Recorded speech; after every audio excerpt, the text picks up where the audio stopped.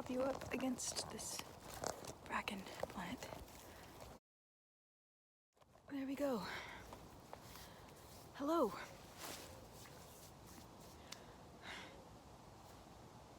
It's been something like 2 weeks since the last video. And I've followed an old man with a white beard and a big black feather behind his ear, who smiled and said hello to me and suggested that I camp in the woods, and then walked into them, and I haven't seen him since. But good omen, so that's why we're here. It's been about 2 weeks since I've slept in the tent. I'm excited to get back to it, and I hope that nothing smells terrible. We'll find out.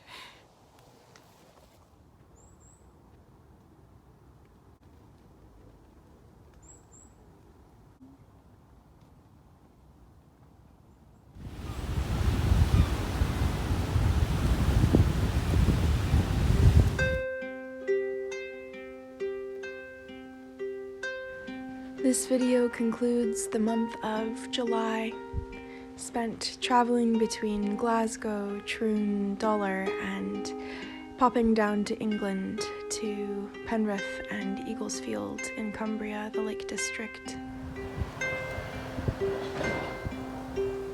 It's been a time of healing my body from the illness that I contracted, and unexpectedly a time of healing relationship to parts of myself that have been neglected the past 5 years. A time of precious encounter with a new friend, being welcomed to her home and into the lives of the people who are closest to her, as well as a time of re-encounter with my dear friend Leah from Vienna. There are a lot of places where it's damp and there's a lot of water around. That's where it grows.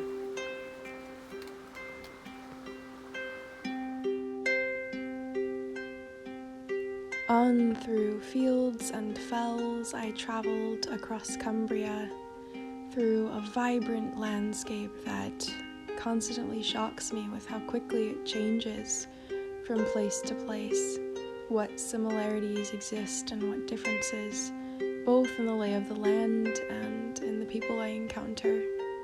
Generally, such great kindness and welcome wherever I go from anyone that I meet. But differences in accent and mannerisms and language.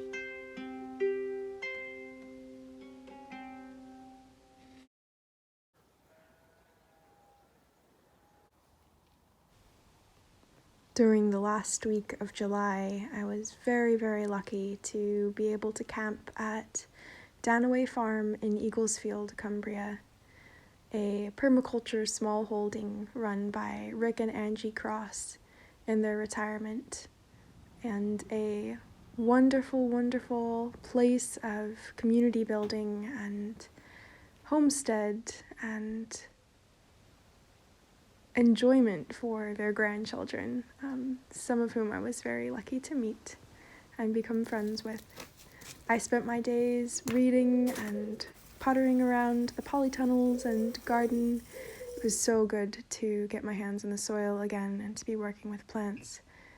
I also had the opportunity to learn how to herd sheep, which was quite an experience.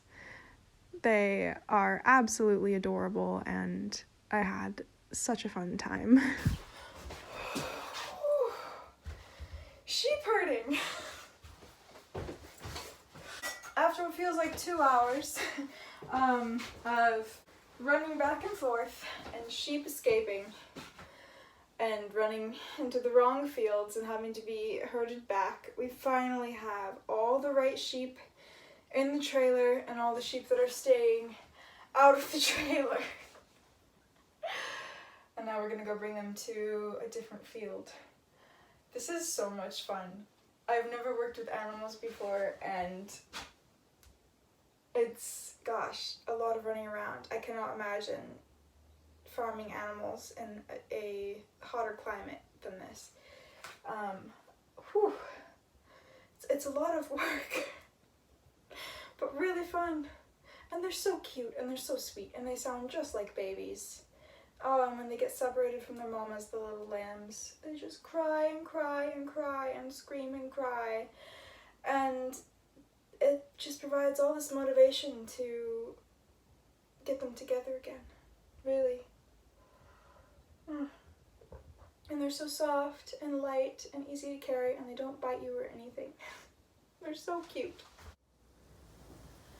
As I was walking all the lane, I heard twa corbies making main, and one untie the other did say, oh, where shall we gang and dine the day, oh, oh, where shall we gang and dine the day? Out behind yon old field eye, there lies a fallen fresh slain knight. Nobody kens what he lies there, oh, but his hawk and his hound and his lady fair, oh, but his hawk and his hound and his lady fair. His hound has tied the hunting gone, for to bring the wildfowl hame. His wife has taken another mate, oh, so we can mark her dinner straight, oh, we can mark her dinner straight. And you can sit on his white breastbone, and I will pick out his bonny blue wing, and with a lock of his yellow hair, oh, we'll make a nest where it grows bare, oh, oh, we'll make a nest where it grows bare.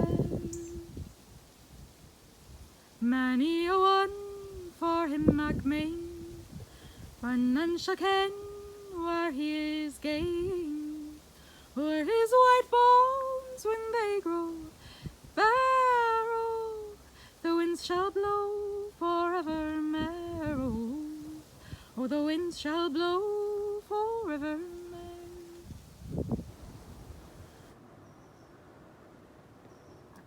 We're here with Rick Cross of Danaway Farms in Eaglesfield, Cumbria, and Rick has been very, very kind to welcome me to his project, which is a permaculture smallholding, where you're raising sheep and growing vegetables, as well as cultivating community and preparation for a changing climate and a changing world. It's been a really, really lovely time getting to stay at Danaway, and it's been great having you here. Thank you. We've had some really interesting conversations around education and regenerative agriculture, among other things, and yeah, I am curious if there's anything that you would like to share with a wider audience about your mission and yeah. Yeah, okay, well,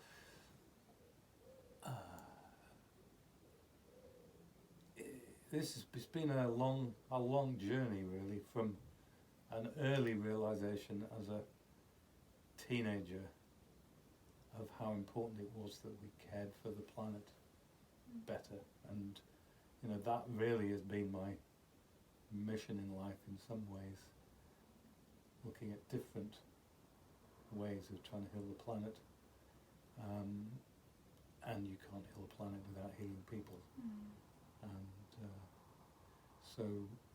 so my own journey sort of started with more sort of physical regeneration and reclamation of derelict land, and then gradually progressed to more and more closely working with people, with community, on community environmental projects. And you know, later in life, although the idea, the sort of vision of living on the land and having somewhere where that could demonstrate an alternative way of living has always sort of drawn me. The opportunity just didn't come really until 10 years ago, which was like sort of mid 50s, I suppose.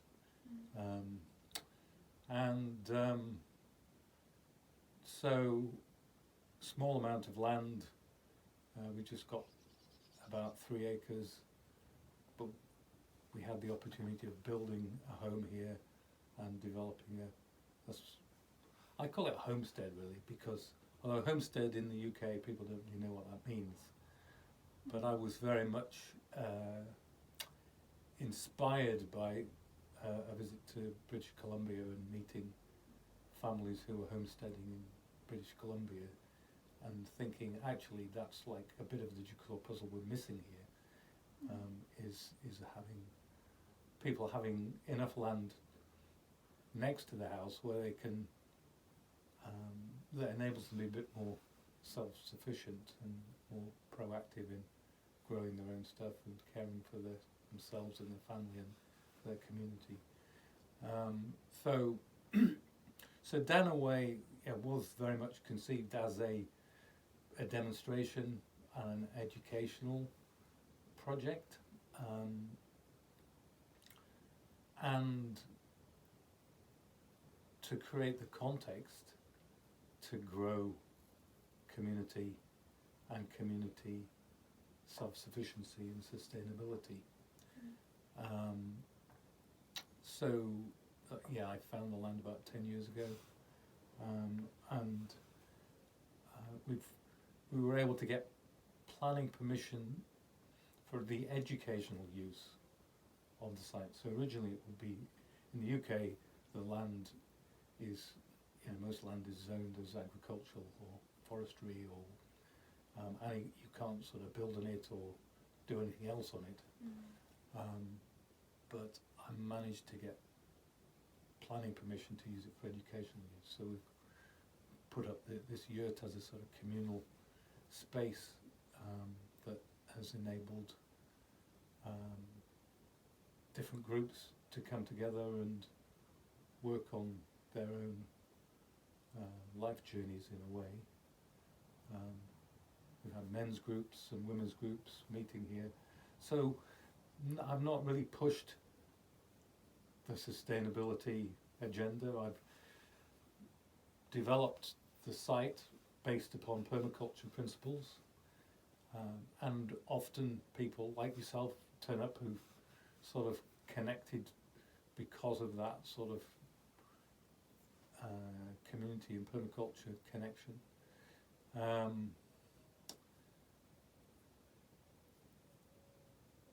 But a lot of what we do here has been not so much about teaching people about permaculture, apart from just experiencing it. I do think that's the most important bit of education, is the experience really, rather than the theory. That's where it starts to inspire people really, with something that they then want motivated towards. So a lot of what I've been doing here is focused around developing people really. So as I say, men's groups, women's groups.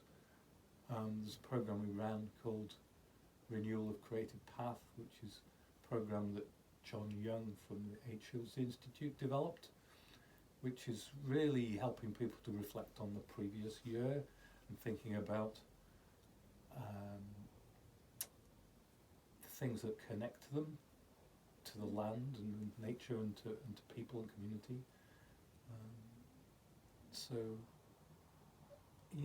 at the end of that, people have got a sort of bundle of ideas about all those ways that have really connected them and inspired them in the past, to think, okay, how am I going to build that into the next year so I can do more of that and integrate it into my life more.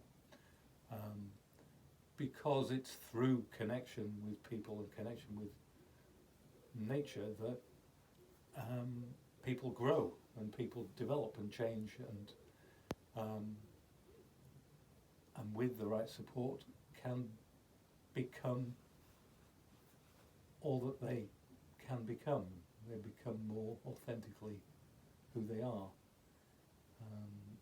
who they have the potential to be. So that's the most exciting thing for me, is to see people growing and developing, you know, but in the context of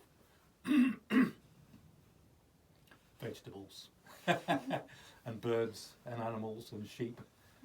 And the sheep I've kept now since I came here, and they're a great joy and bring a lot of pleasure to families visiting here. I don't know whether that's answered your question. Sounds great, thank you. I wanted to ask you one more question, which is based off of kind of what you were sharing about developing people, and something that you told me when I arrived was that one of your missions in life at this point, as you're learning what it means to be in the stage of life that you're coming into, is how to do what you can to support upcoming generations in the face of the climate as it's changing and society as it's dealing with those changes. And so I wanted to ask what it is that you want to offer to those generations.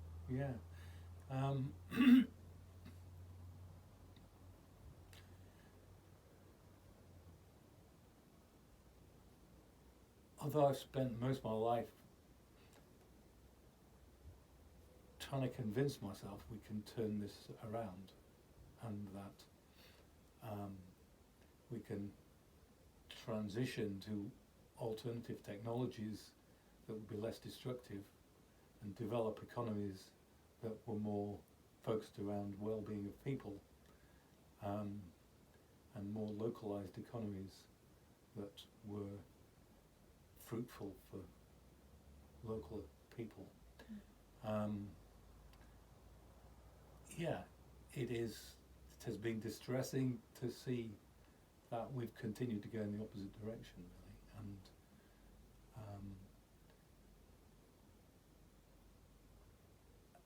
I have to admit to a lot of grief in seeing what is unfolding in the world. But I think my experience is we have to open to grief in order to find our path in the uncertainty, because if we don't let go of that and express that, if we hold on to it, then it actually becomes a barrier to doing anything. And there is so much we can do at this time, and actually this is a time that of enormous potential and opportunity, although it's a moment of the highest risk, that actually all those big scale systems that have controlled and managed our culture, for several generations, are now faltering, and they cannot sustain themselves because they're based upon a growth model, not on a renewable, regenerative model. And I think there is now a much wider understanding of how critical it is to make changes. But most people are paralyzed because they don't know what those changes might be, or how to go about it. And I think once you understand that you are, humanity and the planet is at a threshold, it is a threshold of either transformation or destruction, and what is going to move that towards transformation or to destruction, the only thing that's going to move that is us. you know, and it's about how can we be, as individuals, all that we have the potential to be, to make a constructive contribution that really makes a difference in that moment of uncertainty and challenge for humanity, and to recognise that we're paralysed and uncertain and fearful, but actually move into the fear, find the people who can help you understand your fear, understand the things that are stopping you from acting. Because if all of those of us who are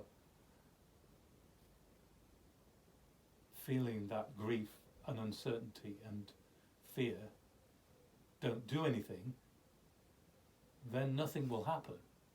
Because it's those people who feel it most strongly who have the capacity, when it's fulfilled and released, to do most good and to change the culture. So, you know, that would be my offering to people, is to accept that you have huge potential. You know, everybody has enormous potential that is unrealized because of ourself, the way we limit ourselves. And we all need help from others to work through our pain and through the patterns of behaviour that limit us. And now is the time when those things, you can break through those barriers probably faster than anybody has ever done so in history, because there is now an imperative to do so. You know, what are our petty fears compared to the future of the planet? You know, and that's, you know, so my hope is to do all that I can to support people through that process of personal transformation to become who they have the potential to be, and to make the contribution that they have the potential to make at this time. And I think it's a really exciting prospect, and it can be a lot of fun, because once you get doing stuff with other people, you know, you become alive, and they, you know, you enliven other people. People are attracted to people who are authentic. You cannot be authentic if you're still struggling with the barriers and the old patterns that have kept you safe up till now. You know, that's why those inhibitions are there and those fears are there. They've kept you safe, but you have to confront them and disable them, because they're stopping you from being who you can be. Not easy stuff, but I think really exciting stuff. Really exciting. I'm very excited and hopeful for your generation, because I believe it is the generation who can turn the tide. Yeah. I hope you're right. Thank you for sharing. Pleasure. And thank you for having me. It's a pleasure.